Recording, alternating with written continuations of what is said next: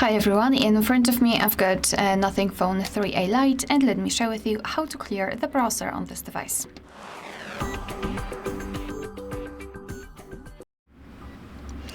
So let's start with opening the browser. In my case it will be Google Chrome, but no worries, and this operation is pretty similar in all of the browsers which are commonly used, so I'm pretty sure that you will be able to figure out how to do it on your own browser. So now all we have to do is to tap on the three dots icon in the right upper corner and tap on Delete Browsing Data. Here we've got some basic options like visited websites, opened tabs, cookies, cache, and other site data.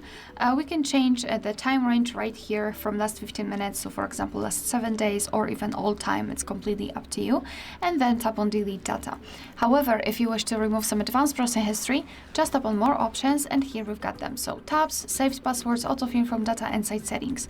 Just mark the option which you'd like to remove and change the time range. Here you have to do it separately. And if you are ready, just tap on Delete Data. And we just got back to the home page. We've got this information deleted, which means that we just successfully removed the browsing history. Alright, so that will be all. Thank you so much for watching. Please hit the subscribe button and leave the thumbs up.